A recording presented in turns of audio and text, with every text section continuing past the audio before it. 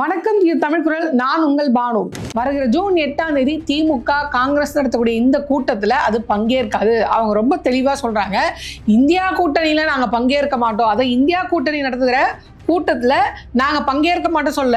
இந்த இந்தியா கூட்டணியில் காங்கிரஸ்னு ஒன்று இருக்குது பார்த்தீங்களா, அதாவது சொல்லாமல் கொல்லாமல் ஓடி போய் வாண்டடா, அதாவது டிவிக்கே கட்சி உங்களை கூப்பிடவே ஆதரவு கொடுங்கன்னு அதை கூப்பிட்றதுக்கு முன்னாடி துண்டு போட்டு 2 அமைச்சர் சீட்டுக்காக எங்களுக்கு துரோகம் பண்ணிட்டு போனீங்களே, இனியும் நீங்கள் நடத்துகிற கூட்டத்தில் நாங்கள் இருந்தா, அதாவது நீங்கள் இருக்கிற இடத்துல நாங்கள் இருந்தால் எங்கள் தொண்டர்கள் எங்களை மதிக்க மாட்டாங்க. எங்கள் தொண்டர்களுடைய மனநிலையை புரிந்து கொண்டு இந்த இந்தியா கூட்டணியில் காங்கிரஸ் இருக்கக்கூடிய காரணத்தினால் நாங்கள் அதில் பங்கேற்றுக்க மாட்டோம் அப்படின்ற ஒரு தெளிவான கடிதத்தை இன்னைக்கு திமுக சார்பில் இருந்து வெளியாயிருக்கு. உடனே எல்லாரும் தூக்கிட்டு வருவாங்க, பார்த்தீங்களா டிஎம்கேவும் பாஜகவும் கூட்டணி, அதனாலதான் காங்கிரஸ் இப்ப நடத்துற இந்த கூட்டத்துக்கு டிஎம்கே போகல. ஸோ இங்கேதான் வந்து ஒரு செக் வச்சிருக்காங்க. அது என்னன்னா, ரொம்ப தெளிவா அதே லெட்டர்ல திமுக சார்பா வெளியாயிருக்கு பார்த்தீங்களா, அந்த லெட்டர்ல ரொம்ப தெளிவா சொல்லியிருக்காங்க, காங்கிரஸ் இருக்க காரணத்தினால தான் நாங்கள் அந்த இடத்துக்கு நாங்கள் வரலையே தவிர்த்து மற்ற கட்சிகள், அதாவது மற்ற மாநில கட்சிகள் பாஜகவுக்கு எதிராக என்னென்ன விஷயங்களை முன்வைக்கிறாங்க, உதாரணத்துக்கு நீட்டாக இருக்கட்டும், சிஏவா இருக்கட்டும், இல்லை மும்மொழி கொள்கையா இருக்கட்டும், இந்த மாதிரி பல காரணங்கள் இருக்குல்ல.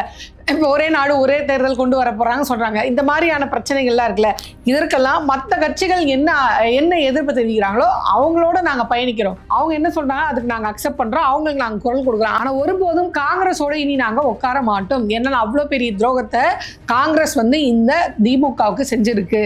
கடந்த நாடாளுமன்ற தேர்தலில் திமுக தான் அதிகப்படியான எம்பிங்களை வந்து காங்கிரஸ்க்கு கொடுத்தது. எந்த ராகுல் காந்தி அவர்களை பார்த்து பாஜக இது பப்பு ஒன்றும் தெரியாது அப்படின்னு சொல்லி பேசினாங்களோ, இவர் பப்பு இல்லை, பிரதமர் வேட்பாளராக இவரைத்தான் அறிவிக்க வேண்டும், அதுதான் சரியாக இருக்கும், இவர் என் சகோதரர் அப்படின்னு சொல்லி முன்னின்று குரல் கொடுத்தவர் யார் அப்படின்னு பார்த்தீங்கன்னா மு.க. ஸ்டாலின் அவர்கள் தான். இப்போ அவருக்கே நீங்க 2 அமைச்சர் பதவிக்காக இந்த துரோகம் நடத்திட்டு போயிருக்கீங்களே, உங்க கூட வந்து அவர் உட்காருவார்னு எந்த கனவுல நீங்க நினைக்கிறீங்க? முதல்ல இந்தியா கூட்டணி அப்படின்றத ஒன்று எதுக்காக உருவாக்கப்பட்டுச்சு? பாஜகவுடைய இந்த பாசிச சக்தியை ஒழிக்கணும், இறக்கணும் அப்படின்னா அதற்கு எதிராக இருக்கக்கூடிய அனைத்து மாநில கட்சிகளும் ஒன்னா சேருங்க. ரொம்ப ஸ்ட்ராங்கா இருக்கான், ஆனா அடிக்கணும்னா காங்கிரஸ் ஒரு ஆளால் முடியல, அப்ப அவருக்கு எதிராக இருக்கவங்க எல்லாம் ஒன்னா திரட்டுங்க அப்படின்னு சொல்லி தான் அது கம்யூனிஸ்டோ இல்ல டிஎம்கேவோ இல்ல திரிணாமுல் காங்கிரஸோ இல்ல பீகார்ல அகிலேஷ் யாதவ் இருக்காரு பாத்தீங்களா இந்த கட்சியோ இல்ல இப்படி எல்லாரையும் ஒன்னு சேர்த்துதான் இந்தியா கூட்டணின்னு ஒண்ணு உருவாக்குனாங்க. இப்ப காங்கிரஸ் யாரை எதிர்த்து போராடணும்? பாஜகவை எதிர்த்து போராடணும், பாஜகவை கீழே இருக்கிற வேலையை பார்க்கணும். இந்த கூட்டணி எல்லாம் ஒன்னா சேர்த்து ஒன்றும் இல்லை, அவங்க ரொம்ப சிம்பிளா இந்த மாநில கட்சிங்கிட்ட ஒரு டீலிங் போட்டிருக்கலாம், எம்எல்ஏ சீட்டை நீங்க எடுத்துக்கோங்க, எம்பி சீட்டை எங்களுக்கு கொடுத்துருங்க அப்படின்ற மாதிரியான டீலிங் போட்டு இருந்துக்கலாம். நான் அதெல்லாம் இல்லை, எனக்கு 2 அமைச்சர் பதவி வேணும். இப்போ நான் கேட்குறேன், நீங்க பாஜக அடிக்கிறது உங்க குறிக்கோளா, இல்லை ஒவ்வொரு மாநிலத்திலும் நீங்க ஆட்சி பிடிக்கணுன்றது உங்க குறிக்கோளா? ஒவ்வொரு மாநிலத்திலும் நீங்க ஆட்சி பிடிக்கிறது உங்களுடைய குறிக்கோள்னா உங்களுக்கும் பாஜகவுக்கும் என்ன வித்தியாசம்? அதாவது ரொம்ப தெளிவா உதயநிதி ஸ்டாலின் அவர்கள் வந்து ஒரு வார்த்தை சொன்னாங்க, இத்தனை நாள் பிஜேபி ஜெயிக்கிறதுக்கு காரணம் நான் கூட பிஜேபியோட ஸ்ட்ராட்டஜி நினைச்சேன், ஆனா அதுதான் இல்லை, இது முழுக்க காங்கிரஸோடைய ஸ்ட்ராட்டஜி அப்படின்னு சொல்றாங்க. இப்போ ஒன்றும் இல்லை, இப்போ ரீசெண்டா மம்தா பானர்ஜி அவரோட கட்சி வந்து எப்படி சுக்குநூறா ஆக்கப்பட்டு இருக்கு, எந்தெந்த மாநிலத்தில் எந்தெந்த கட்சிகள்லாம் ஸ்ட்ராங்கா இருந்ததோ அந்தந்த மாநிலங்கள்லாம் இன்னைக்கு வீணா போனதுக்கு பெரும்பான்மை காரணமாக காங்கிரஸ் தான் இருக்கு. பீகார்ல தேஜஸ்வி யாதவ் தோத்ததுக்கு மிகப்பெரிய காரணம் காங்கிரஸ் கடைசி நேரத்து வரை கொண்டு வந்த குழப்பங்கள் தான். எந்த தேஜஸ்வி யாதவ் கூட கூட்டணி இருந்தாங்களோ அவங்களோட வேட்பாளருக்கு எதிராகவே காங்கிரஸ் வேட்பாளர்கள் நிறுத்தி ஓட்டை சிதறடிக்கிறது.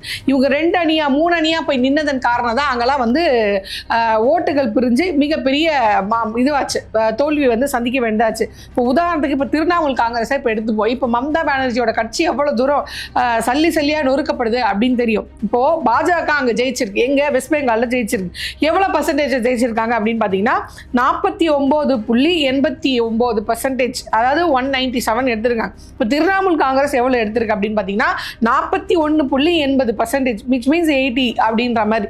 இப்போ அதே மாதிரி சிபிஐ அங்க எவ்வளவு எடுத்திருக்குன்னா 4.11%. இப்போ காங்கிரஸ் எவ்வளவு எடுத்திருக்கு அப்படின்னு பாத்தீங்கன்னா 3%, அதாவது 2. இப்போ கொஞ்சம் நினைச்சு பாருங்க, காங்கிரஸ் வந்து எனக்கு மாநிலத்தில் நீங்க ஆண்டுக்கோங்க, எந்த மாநில கட்சி இங்க ஸ்ட்ராங்கா இருக்கோ அங்க நீங்க இருங்க, மத்தியில வந்து இப்ப பாராளுமன்ற தேர்தல் வரும்போது எங்களுக்கு அதிகப்படியான எம்பி சீட்டு கொடுங்க, நாங்கள் உங்கள் கூட கூட்டணியில் இருக்கோம், எங்களுக்கு அதிகப்படியான எம்பி சீட் கொடுங்க அப்படின்னு ஒரு டீலிங்கை பேசி இப்போ திரிணாமுல் காங்கிரஸோட இவங்க கூட்டணி வச்சுருந்தாங்கன்னா பிஜேபி 44.89%, இப்போ திரிணாமுல் காங்கிரஸ் 41.80%. இப்போ இவங்களோட இந்த 3% அங்கே போய் சேர்ந்தது அப்படின்னா ஆல்மோஸ்ட் பிஜேபியும் இவங்களும் சமமாக வந்துடுறாங்க. இந்த 41 + 3 44 ஆயிடுது. இப்போ அது கூட கொஞ்சம் கம்யூனிஸ்ட்டும் போய் சேருதுன்னு வைங்களேன். அப்போ 41 + 4 ஒரு 3 அப்படின்றது பாஜகவை ஒன்றும் இல்லாமல் இவங்களே மேலே வந்து ஆட்சி அமைச்சிருக்கலாம். இப்போ காங்கிரஸை அங்கே அவங்க வந்து ஒரு கூட்டணி ஆட்சி பிடிச்ச மாதிரி ஆகிடும். இப்போ இங்கே எப்படி கூட்டணி ஆட்சி பிடிச்சிங்க, இங்கே நீங்கள் வேறு மாதிரி கூட்டணி ஆட்சி பிடிச்சிங்க. அதாவது திமுகவோடையே கூட்டணியில் நின்று அவங்களோட ஓட்டை வாங்கி அவங்களோட உழைப்பை வாங்கி தோத்துட்டாங்கன்னு தெரிஞ்சோடனே அங்கே ஓடி போய் அங்கே இது பண்ணிங்க. இப்போ போடுறதுக்கு முன்னாடி இங்கே இருந்த ஒரு எம்பி சீட்டு, போனதுக்கப்புறம் அங்கே ஒரு எம்பி சீட்டு, இங்கே இருக்கும்போது ஒரு எம்பி சீட்டு, வெக்கமே இல்லாமல் அங்கே போன பிறகு ஒரு எம்பி சீட்டு. ஏங்க அங்கே போய் வாங்கினீங்களே, இதை வேண்டாம் சொல்லிடுங்க பார்ப்போம். சொல்ல மாட்டோம். எங்களுக்கு தேவை நாங்கள் வந்து பதவியில் இருக்கணும், எங்கே போனாலும் நாங்கள் பதவியில் இருக்கணும். அப்போ பாஜக எதிர்ப்பு அதை பற்றி எங்களுக்கு ஒன்றும் கவலை இல்லை அப்படின்ற மாதிரி பேசிகிட்டு இருக்காங்க. ஸோ இப்போது வெஸ்ட் பெங்கால் நான் ஒரே ஒரு உதாரணத்துக்கு, இப்போ நீங்கள் அங்கே கூட ஒன்று சேர்ந்து இந்த பிரச்சனைலாம் பண்ணாமல் எனக்கு மாநிலத்தில் ஆட்சி அமைக்கிறத பெரிய விஷயம் இல்லை, மத்தியில் பாஜகவை இறக்கிட்டு நான் போய் அங்கே உட்காரணும் அப்படின்றது உங்களுடைய நோக்கமாக இருந்திருந்தா அங்கங்கே கூட்டணி வச்சு அழகாக அவங்கவுங்க அந்த மாநில கட்சி ஆட்சி அமைச்சிருப்போம். நீங்கள் ஒன்று சேர்த்து இந்த கூட்டணி இந்தியா கூட்டணியை வலுப்பெற்ற கூட்டணியாக மாற்றி பாஜகவை அடிச்சிருக்கலாம். ஆனால் அதற்கு மாறாக ஒவ்வொரு மாநில கட்சிகளோட சேர்ந்து அவங்களோட வாக்கு வங்கியை குறைச்சி தேஜஸ்வியை காலி பண்ணிட்டாங்க பீகாரில். இப்போ வெஸ்ட் பெங்காலில் வந்து தனித்தனியாக நின்று ஓட்டு பிரித்து அங்கே காலி பண்ணிட்டாங்க. இப்போ தமிழ்நாட்டில் திமுக கூட நின்று காலி பண்ணிட்டாங்க. தினமா பிரிஞ்சு போனால் தான் நம்ம காலி, கூட இருந்தால் எப்படி காலினா என்னென்ன வேலை பண்ணாங்க அவங்க எலெக்ஷன் டைமில். எனக்கு 27 சீட்டு வேணும், எனக்கு 25 பத்தாது, கூட சேர்த்து கொடு, நான் அங்கே போயிடுவேன், நான் இங்கே போயிடுவேன் அப்படின்னு சொல்லி தொண்டர்கள், இந்த காங்கிரஸ் மற்றும் டிஎம்கே இருக்குது பார்த்தீங்களா, இந்த தொண்டர்களுடைய மனநிலை அப்படின்றது ஒன்றுத்துக்கு ஒன்று சேராமல் போயிடுச்சு. இவங்களை அவங்க விமர்சனம் பண்ணுறது, அவங்க இவங்களை விமர்சனம் பண்ணுறதோடைய விளைவு என்ன ஆகுதுன்னா இவங்க வந்து கீழ் மட்டத்தில் வேலை செய்யலை. நான் ஏன் உனக்கு வேலை செய்யணும், நீ ஏன் எனக்கு வேலை செய்யணும் அப்படின்ற மாதிரி ஆகி போய் 28 நீங்கள் அடிச்சு பிடிச்சி வாங்கி எத்தனை ஜெயிச்சுட்டு வந்தீங்க, இங்கேருந்து போய் அங்கே 2 அமைச்சரை வாங்கியிருக்கீங்க. இது முதலே அங்கே போயிருக்கலாம். ஸோ இப்படி ஏதோ ஒரு வகையில் முதுகில் குத்தியோ கூட இருந்தே கழுத்தறத்தோ இந்த வேலை பண்ணி ஒவ்வொரு மாநிலத்திலையும் இவங்க என்ன பண்ணிட்டு வராங்க அப்படின்னு பார்த்தீங்கன்னா வெறுப்பை சம்பாரிச்சுட்டு வராங்க. ஸோ இந்த வெறுப்பை சம்பாரிச்சதன் விளைவு இது என்ன ஆகுதுன்னா காங்கிரஸை இந்தியா கூட்டணி விட்டு தூக்குங்க. குறிப்பாக இவங்க இந்த ரிசல்ட் வந்ததுமே, அதாவது இவங்க அங்கே போய் கூட்டணி வச்சமே சொல்லாமல் கொல்லாமல் போனாங்க. மற்ற கட்சிகளும் போச்சு, விசிகா போச்சு, கம்யூனிஸ்ட் போச்சு, நாங்கள் ஆதரவு தரோன்னு சொல்லிட்டு போனாங்க. ஆனால் அமைச்சராக போது அவங்க சொல்லிட்டு போகல, அது ஒரு தனி கதை. இப்போ இவங்க அங்கே போனாங்க இல்லையா, காங்கிரஸ் போனாங்க இல்லையா, எதுவுமே சொல்லாமல் கொல்லாமல் போனாங்க இல்லையா, அது மிகப்பெரிய துரோகம் இல்லையா. ஸோ இந்த மாதிரியான துரோகத்தை இவங்க தொடர்ந்து ஒவ்வொரு மாநிலத்திலும் செய்கிறதுனால் இனி காங்கிரஸ் இல்லாத ஒரு கூட்டணியால் மட்டுமே பாஜகவை எதிர்க்க முடியும். ஏன்னா காங்கிரஸே வந்து இன்னைக்கு பாஜக மனநிலையில் தான் பேசிட்டு இருக்காங்க. உதாரணத்துக்கு இப்போ டிவிகேல போய் அமைச்சரவை பதவி வாங்கியிருக்காரு பார்த்தீங்களா, அதான் ஒரு வார்த்தை சொன்னார், இனி வேந்தர்களை நியமிக்கிறதுல முதல்வருடைய வேலை ஒன்றும் இல்லை, அது கடந்த ஆட்சியோட இது இந்த ஆட்சி எங்கள் ஆட்சி, அதனால கடந்த ஆட்சியோட நடைமுறையை ஃபாலோ பண்ண வேண்டியது இல்லை அப்படின்னு ஒரு தாவேகா கட்சியை சார்ந்த எம்எல்ஏவோ அமைச்சர் சொல்ல, காங்கிரஸ் சார்ந்த அமைச்சர் வந்து சொல்றார். அப்போ உங்களுடைய கருத்து அப்படின்றது நீங்களும் ஆர்எஸ்எஸ் நீங்களும் பாஜக மாதிரி தான் இருந்துட்டு இருக்கீங்க, அதுக்கும் இதற்கும் ஒன்றும் வித்தியாசம் இல்லை, பாஜக மாதிரியே தான் காங்கிரஸும் இருந்து கொண்டு இருக்கிறது. திமுக சில விஷயங்களை பாஜகவை எதிர்த்த அளவு கூட காங்கிரஸ் எதிர்க்கவில்லையே அப்படின்றது தான் இருக்கு. ஸோ எனக்கு தெரிஞ்சு இதுதான் சரியான சமயம். இவங்க வந்து இந்த மாதிரி ஒரு 3வது ஃப்ரண்ட் லைனை உருவாக்குறது இந்தியா கூட்டணியில் காங்கிரஸ் இல்லாமல். ஏன்னா இந்த இடத்துல அவங்க ரொம்ப தெளிவாக சொல்கிறாங்க, காங்கிரஸ் அங்கே இருக்குது அப்படின்றதுனால தான் நான் வந்து இதில் பங்கெடுத்துக்கல. இப்போ திமுக இதுலேருந்து இப்போ நேரடியாக இவ்வளோ வரைக்கும் வருவாங்களா போவாங்களா, மாநிலத்தில் தானே பிரச்சனை, மத்தியில் வந்து குரல் கொடுத்து தானே ஆகணும் அப்படின்ற ஒரு இது சொல்லிடுவாங்க. இல்லைனா இவங்க பாஜக கூட கூட்டணி அப்படின்னு ஒரு கதை கட்டுவாங்கல்ல. ஸோ அதுக்காகவாது திமுக வந்து காங்கிரஸோட இருந்து தான் ஆகணும், ஆதரவு கொடுத்து தான் ஆகணும் அப்படின்னு பேசிட்டு இருக்காங்களா. அதுக்கெல்லாம் முற்றுப்புள்ளி வைக்கிற நீ எனக்கு துரோகம் பண்ணிட்டு போயிட்ட, இனி உன் இடத்துல நான் இருக்க மாட்டேன். ஆனால் பாஜக இந்த நாட்டிற்கு எந்தெந்த மாதிரியான ஆபத்தை விளைவிக்கக்கூடிய பிரச்சனைகளை கொண்டு வரதோ அது எல்லாத்திற்கும் திமுக எதிர்க்கும். ஆக நான் பாஜக கூட போக மாட்டேன், அதே நேரத்தில் உனக்கும் ஆதரவாக நான் இருக்க மாட்டேன், நான் எதிர்ப்பு தெரிவிக்கிறது என்னோட நிலைப்பாடில் நான் உறுதியாக தான் இருப்பேன் அப்படின்றத திமுக ரொம்ப தெளிவாக சரி. இப்போ திமுகவுக்கு நடந்த இந்த துரோகத்தை பார்த்த பிறகு மற்ற கட்சி எல்லாருமே பயப்பட ஆரம்பிப்பாங்க. உதாரணத்துக்கு இப்போ ஆம் ஆத்மி இருக்காரு, அதே மாதிரி அங்கே அகிலேஷ் யாதவ் இருக்காரு. இப்போ அவரெல்லாம் நினைப்பாங்க இவர் நமக்கும் இதே மாதிரி தான் ஆப்படிப்பார், அப்போ இப்போவே நம்ம சுதாரிச்சுக்கிறது நல்லது அப்படின்ற முடிவுக்கு அவங்க போவாங்க. இது எங்கே கொண்டு போய் நிற்கும் அப்படின்னா காங்கிரஸோடைய அழிவு பாதையை கொண்டு போய் நிற்கும். ஆனால் காங்கிரஸை அழிப்பது மற்ற கட்சிகளாக கேட்டால் அதுதான் இல்லை, காங்கிரஸ் அழிக்கிறது காங்கிரஸை தான். குறிப்பாக அது ராகுல் காந்தி அவர்களுடைய அவசரமான முடிவுகள் தான் காங்கிரஸை அழிவு பாதையை நோக்கி கொண்டு போகிறது. ஸோ இந்த 4-5 ஸ்டேட்டு, இந்த 6-7 ஸ்டேட்டை வச்சு மட்டுமே வந்து காங்கிரஸ் அடிச்சிட முடியுமாமா? அடுத்து இவங்க என்ன பேசிக்கிறாங்க அப்படின்னு பார்த்தீங்கன்னா, இனி வரக்கூடிய, அதாவது அடுத்த ஒரு வருஷத்துல எந்தெந்த மாநிலங்கள்ல தேர்தல் வருதோ அந்தந்த மாநிலங்கள்ல நீங்க கான்சென்ட்ரேட் பண்ணுங்க அப்படின்னு சொல்றாங்க. ஆக மறுபடியும் இவங்க வந்து சட்டமன்ற தேர்தல் தான் வந்து இவங்க கான்சென்ட்ரேட் பண்றாங்களே தவிர்த்து பாஜகவை எப்படி நம்ம வீழ்த்த போறோம், அதுக்கான ஸ்ட்ராட்டஜி என்ன, நம்ம தனி ஒரு ஆளா நின்று இவங்களை அடிக்க முடியுமா, நம்மளுடைய இந்த நடைமுறை அப்படின்றது தொடர்ந்து வெறுப்பை சம்பாதிக்கும் போது அவங்க நம்மளோட கூட்டணிக்கு வந்து நிற்பாங்களா, எதிர்த்து ஒரு பெரிய வலுவான எதிர்கட்சியாக நம்ம நிற்போமா அப்படின்ற எந்த ஸ்ட்ராட்டஜியுமே யோசிக்காம அவசரமான இந்த முடிவை வந்து ராகுல் காந்தி எடுக்கிறதுனால தான் அது காங்கிரஸை அழிவு பாதையை நோக்கி கொண்டு போகிறது அப்படின்ற ஒரு பிக்சர் வந்து நம்மளுக்கு தெளிவாகவே தெரிகிறது. இப்போ அது 3 ஆப்ஷன். இப்போ என்ன ஆகும்னா, பாஜக ஒரு கட்சி, இப்போ காங்கிரஸ் ஒன்று, இப்போ காங்கிரஸ்லேருந்து உடச்சிட்டு இவங்க எல்லாம் வெளியே வந்து தேர்ட் ஃப்ரண்ட் பார்ட்டி ஒன்று ஆரம்பிச்சா இப்போ இது 3ஆ நிற்கும். அப்போ ஒவ்வொரு மாநிலத்திலையும் இவங்க வந்து பாராளுமன்ற தேர்தலில் நிற்கும் போது, இப்போ உதாரணத்துக்கு தமிழ்நாடு எடுத்துப்போமே, இப்போ தமிழ்நாட்டில் பாராளுமன்ற எலெக்ஷன் வருது, 2029 வருது போது, இல்லை ஆல் இண்டியா ஃபுல்லாக வருது. இப்போ 2029 தமிழ்நாடை பொறுத்த வரைக்கும் நிலவரம் எப்படியா இருக்கும்? டிவிகே காங்கிரஸ் ஒரு பக்கம் இருக்கும், பாஜக ஒரு பக்கம் இருக்கும், திமுக ஒரு பக்கம் இருக்கும், அதிமுக ஒரு பக்கம் இருக்கும். மறுபடியும் 4 முனை போட்டியாக தான் இந்த எம்பி எலெக்ஷனும் வந்து நிற்கும். இப்போ இந்த 4 முனை போட்டியாக இருக்கும்போது இது எப்படியெல்லாம் செதறப்படும், எப்படியெல்லாம் செதறப்போகுது அப்படின்ற கேள்வி நம்மளுக்கு வரும். மறுபடியும் என்ன ஆகும், அதே தொங்கு தான், உனக்கும் இல்லை எனக்கும் இல்லை அப்படின்ற மாதிரி தான் அது போக போகுது. 2வது இந்த சட்டமன்ற தேர்தல் நடந்து முடிஞ்சு ஏதோ நாங்களும் வந்து மாற்றம் வரோம் ஓட்டு போட்டோம். ஆனால் இது வந்த பிறகுதான் தெரியுது மாற்றம் இல்லை, துர்நாற்றம் அப்படின்னு. இப்போ இந்த துர்நாற்றத்துடைய விளைவு பாராளுமன்ற எலெக்ஷனில் தெரியறதுக்கான வாய்ப்புகள் இருக்குது. அதை விட ப்ளஸ் என்ன அப்படின்னு பார்த்தீங்கன்னா, பாராளுமன்ற எலெக்ஷனில் நிற்கும் போது, இப்போ உதாரணத்துக்கு காங்கிரஸோடைய கை சின்னத்தில் போய் நிற்கிறாங்கன்னு வைங்களேன், அப்போ எல்லாம் சொல்லுவாங்க, ஐயா இது விசில் இல்லை, கைதாக இருக்குது, விசில் இல்லை, நான் ஓட்டு போடலன்னு போயிட்டாங்கன்னு வச்சுக்கோங்களேன். அப்போ காங்கிரஸோடைய நிலைமை என்ன அப்படின்ற அடுத்த கேள்வி வரும். ஸோ தமிழ்நாட்டில் பாராளுமன்ற தேர்தலில் காங்கிரஸ் மிகப்பெரிய இழப்பை வந்து சந்திக்க போகுது. உங்களுக்கு இத்தனை நாள் உங்கள் கூட ஸ்ட்ராங்காக இருந்து கிட்டத்தட்ட 20 எம்பிங்களை உங்களுக்கு கொடுத்த திமுகவுக்கு நீங்கள் இந்த துரோகம் பண்ணியிருக்கீங்கன்னா, இதை மற்ற மாநிலத்திலையும் நீங்கள் பண்ணிட்டு தான் இருக்கீங்க. இதனுடைய விளைவு தான் காங்கிரஸோடைய அழிவு நோக்கம். இது மட்டும் இல்லாமல் இது பாஜகவுக்கு ஃபேவராக போய் முடியறதுக்கான வாய்ப்புகள் இருக்குது. கொஞ்சம் நினச்சி பாருங்க, 2029 இவர் மொத்தமாக எல்லாரையும் பகைச்சிக்கிட்டாரு. மொத்தமாக பகைச்சதுனால எல்லாம் தனித்தனியாக நிற்க போகிறாங்க, ஓட்டு செதறப்போகுது. பாஜகவுக்கு அவங்களுடைய வாக்கு வங்கி அப்படிதான் இருக்கும். பாஜகவுடைய எதிர்ப்பு ஓட்டு அப்படின்றது 4ஆம் 3ஆ பிரியும்.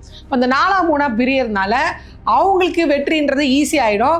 4ஆம் 3ஆ பிரிச்சதுனால இங்கே இந்த எதிர்ப்பு வாக்குகள் பிரியறதுனால இவங்க வந்து ஒன்றுமே இல்லாமல் போகிறாங்க.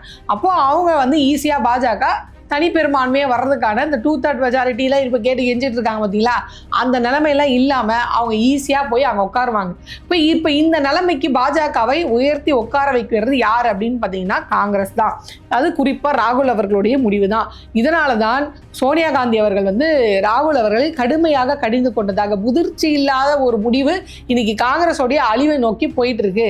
இதெல்லாம் பத்தாதுக்கு காக்ரோச் ஜனதா பார்ட்டின்னு ஒன்று வேற இப்போ கிளம்பி வந்துட்டு இருக்கு. அவங்க ஜூன் 6ஆம் தேதி நான் வந்து போராட்டம் பண்ண போறேன், நான் டெல்லிக்கு வரேன் அப்படின்னு சொல்லி அந்த காக்ரோச் ஜனதா பார்ட்டியோடைய ஃபவுண்டர் இருக்கார்ல, அவர் சொல்லிட்டார், நான் வரேன், வந்த உடனே விமான நிலையத்தில் மொத்த கூட்டமும் கூடுறீங்க, நேராக போலீஸ் ஸ்டேஷன் போகிறோம், அனுமதி வாங்குகிறோம், டெல்லியில் நம்ம போராட்டத்தை அறிவிக்கிறோம். என்னோட 20 மில்லியன் ஃபாலோவர்ஸ் மட்டும் கிடையாது, அதாவது இந்த காக்ரோச் ஜனதா பார்ட்டியோட 20 மில்லியன் ஃபாலோவர்ஸ் மட்டும் இல்லாமல் மற்ற கட்சி எந்த கட்சியாக இருந்தாலும் சரி, மக்களாக இருந்தாலும் சரி, எல்லாம் ஒன்று சேருங்க, நம்ம பாஜகவுக்கு எதிராக குரல் கொடுக்க போகிறோம். ஆக மொத்தம் அவங்களுடைய குரல்கள்லாம் நீங்கள் பார்த்தீங்கன்னா அவங்க மீம்ஸோ அவங்க கிண்டல் அடிக்கிறதோ மோஸ்ட்லி அவங்க யாரை பண்ணுறாங்கன்னா பிஜேபி தான் வந்து அவங்க பண்ணிட்டு இருக்காங்க. குறிப்பாக இந்த நீட் விஷயமா இருக்கட்டும், இந்த சிபிஎஸ்இ பேப்பர் கரெக்ஷன் விஷயமா இருக்கட்டும், என்ட்ரன்ஸ் எக்ஸாம் விஷயமா இருக்கட்டும், இதுலலாம் நடந்த முறைகேடை முன்னிறுத்தி தர்மேந்திர பிரதானை வந்து இவங்க ரிசைன் பண்ண சொல்றாங்க. ஆனால் தர்மேந்திர பிரதானை ரிசைன் பண்ணாமல் 2 பேரை நீங்கள் பணியிடை நீக்கம் பண்ணியிருக்கீங்க. இதுக்கு அது எப்படி சரியா இருக்கும்? வடிவ சொன்ன மாதிரி நான் கேட்ட கேள்விக்கு இது பதில் இல்லையே அப்படின்ற மாதிரி தானே இருக்கும். ஸோ அதனால தான் இனி உங்ககிட்ட கேட்டு ப்ரோஜனம் இல்லை. இவ்வளோ நாள் நாங்கள் வந்து ஒரு சோசியல் மீடியாவில் இருந்தது, இனி ஒரு கட்சியாக நாங்கள் வந்து ஆர்கனைஸ் ஆக போகிறோம். அதனுடைய ஃபர்ஸ்ட் ஸ்டெப்பாக இவங்க ஒரு 3 பேரை வந்து செய்தி தொடர்பாளராக அறிவிச்சிருக்காங்க. அந்த 3 பேருடைய பேக்ரவுண்டை பார்க்கும்போது இவங்க ஏதோ ஸ்ட்ராங்காக ஒரு கட்டமைப்பை கொண்டு வராங்க. அப்போ ஏற்கனவே இந்த பிஜேபி, காங்கிரஸ், இல்லை மூணாவது ஒரு தேர்ட் பார்ட்டி வந்து ஆரம்பிக்குது. அதாவது இந்த மற்ற மாநில கட்சிகள், காங்கிரஸால் துரோகம் இழைக்கப்பட்ட அந்த மற்ற மாநில கட்சிகள்லாம் ஒன்றா சேர்ந்துன்னு வைங்களேன், மூணாவது தேர்ட் பார்ட்டியாக உருவாங்குற வைங்களேன். கொஞ்சம் நினச்சி பாருங்க, இந்த காக்ரோச் ஜனதா பார்ட்டி போய் அவங்க சப்போர்ட்டாக இறங்குதுன்னு வைங்களேன். ஏன்னா அவங்க 2 பேரும் எதிர்க்கிறாங்க, காங்கிரஸும் எதிர்க்கிறாங்க, பாஜகவையும் எதிர்க்கிறாங்க. இப்போ காங்கிரஸும் எதிர்க்குது இந்த போராட்டத்துக்கு, இவங்க வராங்க பார்த்தீங்களா, இந்த போராட்டத்துக்கு காங்கிரஸும் எதிர்க்குது. அப்படி இருக்கும்போது இந்த தேர்ட் பார்ட்டிக்கு இந்த இப்போ ஏன்னா இது வந்து இன்ஸ்டா உலகமாயிடுச்சு. தமிழ்நாட்டில் இப்படி ஒரு ஆட்சி மாற்றம் வந்தது காரணமே இன்ஸ்டாவில் வந்து பண்ண நரேஷன் தான். இந்த இன்ஸ்டாவை பார்த்து இதுதான் உண்மை அப்படின்னு நம்பி போயிட்டு இருக்காங்க. ஒருவேளை இந்த காக்ரோச் ஜனதா பார்ட்டியோட ஆதரவு அங்கே இருந்ததுன்னா இது காங்கிரஸ்க்கு மிகப்பெரிய அடியாக விழும். ஸோ காங்கிரஸோடைய அழிவுன்றது ரொம்ப தெளிவான பிக்சராக வந்து தெரிஞ்சிட்டு இருக்கு. இந்த அழிவுக்கு காரணம் வேற யாருமே இல்லை, முழுக்க ராகுல் காந்தி அவர்கள் தான் காரணம். ஸோ இது பத்தாதைக்குன்னு ஜூன் 6 இந்த காக்ரோச் ஜனதா பார்ட்டி வேற பெரிய போராட்டம் பண்ண போறாங்க. அதாவது நேபாளில் நடந்தது, ஸ்ரீலங்காவில் நடந்தது, பங்களாதேஷில் ஜென்சி புரட்சி நடந்தது அப்படின்னு சொல்றாங்க. இப்போ இந்தியாவில் அது மாதிரியான ஒரு ஜென்சி புரட்சி நடக்க போகுதோ, இந்த ஜென்சி புரட்சி அப்படின்றது ஆபத்தை நோக்கி போகக்கூடியதா அப்படின்ற இன்னொரு கேள்வியும் கேட்குது. ஏன்னா இவங்க யார் பின்னாடி கூடுறாங்களோ அந்த நபர் யார், அவருடைய கொள்கை என்ன, அவர் பின்னாடி இருந்து இயக்குறது யாருன்னு இப்படி எந்த இதுவுமே தெரியாம குருட்டு பொதுவாக மில்லியன் கணக்காக நம்ம ஃபாலோ பண்ணால் அவர் சில ஸ்டேட்மெண்ட் சொல்றாரு, அதுக்காக நம்ம அங்கே போய் நிற்கிறோம்னு வைங்களேன். அவரே நாளைக்கு வந்து வேற மாதிரியான ஒரு முடிவு எடுக்கும் போது நம்ம என்ன பண்ண முடியும்? ஏன்னா இவங்க யாருக்குமே அரசியல் புரிதல் எதுவுமே பெருசாக இருக்கிறதாக தெரியவில்லை. எனக்கு என்ன பயனா, இங்கே இன்ஸ்டாகிராம் ரீல் அப்படி இப்படின்னு பண்ணி தான் இங்கே முடிச்சு விட்டாங்க. இன்னைக்கு மாற்றம் சொல்லி நாளுக்கு நாள் பொம்பளை பிள்ளைங்க வெளியவே போக முடியல, அந்த அளவுக்கு இருக்கு. சரி, சட்டம் ஒழுங்காக சரியா இருக்கான்னு பார்த்தீங்கன்னா, வெளியே இருந்து ரவுடிசமோ இல்லை கொலை குற்றமோ அதெல்லாம் பண்றதை விட டிவிக்கே கட்சிக்காரங்க பண்ற அநியாய அக்கிரமம் தான் அதிகமாக இருக்கு. இது கட்சியவே கண்ட்ரோல் பண்ண மாட்டாங்க. கேட்டால் கைதுன்றாங்க. என்ன கைதுக்கு அப்புறம் என்னாச்சு அப்படின்னா ஒன்றுமே தெரிய மாட்டேங்குது. பேருக்கு நாங்கள் கைது அப்படின்ற மாதிரி தான் நியூஸ் வருது. ஆனால் கட்சியில் இருக்கவங்க மேலே எந்த நடவடிக்கை இருக்க மாட்டேங்குது. மோஸ்ட்லி நீங்கள் நல்லா கவனிச்சிங்க நியூஸை, புகார் கொடுத்தோம் ஆனால் அந்த புகாரை எடுத்துக்க மாட்டாங்க அப்படின்னு ஒவ்வொருத்தரும் வந்து ஒரு ஸ்டேட்மெண்ட் வைக்கும்போது நேரடி கட்டுப்பாடு, காவல்துறை அப்படின்றது முதலமைச்சரோட நேரடி கட்டுப்பாடு, இதை கூட முதலமைச்சர் கவனிக்காமல் இருக்கிறாரா? அந்த அளவுக்கு தமிழ்நாட்டோடைய நிலைமை மோசமாக போயிட்டு இருக்கு. ஸோ இது ஒரு ஸ்டேட்டு, அதாவது ஒரு ஜென்சி அந்த ஜென்ரேஷன் வந்து மிஸ்லீட் பண்ணப்பட்டதுனால, இன்ஸ்டா மூலியமாக அவங்கள வந்து பிரெயின் வாஷ் பண்ணதுனால, மேனிப்புலேட் பண்ணதுனால எவ்வளோ ஒரு ஆபத்தில் இப்போ தமிழ்நாடு போய் சிக்கியிருக்கு பார்த்தீங்களா? அந்த மாதிரி ஒரு ஆபத்தில் போய் இந்தியாவே சிக்கிக்க போதா இந்த காக்ரோச் ஜனதா பார்ட்டினால அப்படின்ற அச்சமும் வருது. ஸோ பொறுத்திருந்து பார்ப்போம் எந்த மாதிரியான விஷயங்கள் நடக்க போகுது. ஆனால் ஒன்று, இந்தியா கூட்டணியிலேருந்து காங்கிரஸ் வேணுமா இல்லை நாங்கள் வேணுமா, துரோகம் விளைவிக்கிற காங்கிரஸ் வேணுமா இல்லை ஆதரவாக நிற்கக்கூடிய திமுக வேணுமா? சாய்ஸ் இஸ் யுவர்ஸ் அப்படின்ற மாதிரி திமுக சொல்லிடுச்சு. ஏன்னா அவங்க ரொம்ப தெளிவாக ஒரு ஸ்டேட்மெண்ட் சொல்லியிருக்காங்க, பாஜகவை நாங்கள் எதிர்க்கிறதா. ஆனால் எங்களுடைய தொண்டர்கள் மனநிலை, அதாவது திமுகவுக்கு காங்கிரஸ் செஞ்ச துரோகத்தினால் எங்களுடைய தொண்டர்கள் கொந்தளிச்சு போயிருக்காங்க. அந்த கொந்தளிப்புக்கு நாங்கள் மதிப்பு கொடுத்து காங்கிரஸ் இருக்கக்கூடிய இடத்துக்கு மட்டும்தான் நாங்கள் வரலையே தவிர்த்து பாஜக கொண்டு வரக்கூடிய இந்த அநியாய பொருந்திய சட்டங்கள் இருக்குது பார்த்தீங்களா, இதுக்கெல்லாம் மற்ற மாநில கட்சிகள் எந்த எதிர்ப்பு தெரிவிக்குதோ அதே எதிர்ப்பை தான் நாங்களும் தெரிவிக்கிறோம் அப்படின்னு ரொம்ப கிளியர் ஸ்டேட்மெண்ட்டாக, காங்கிரஸ் கூட பயணம் இல்லை ஆனால் நாங்கள் பாஜகவை எதிர்க்கிறோம். இப்போ சொல்லுங்கள், நீங்கள் காங்கிரஸோட தொடர போறீங்களா இல்லை எங்களோட வந்து நிற்க போறீங்களா?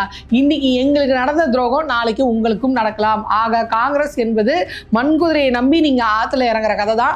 அவங்களோட பயணிக்க போறீங்களா இல்லை எங்களோட வர போறீங்களா அப்படின்ற மாதிரி தான் இந்த லெட்டர்ல இருந்து நம்ம புரிஞ்சுக்க வேண்டியதாக இருக்கு.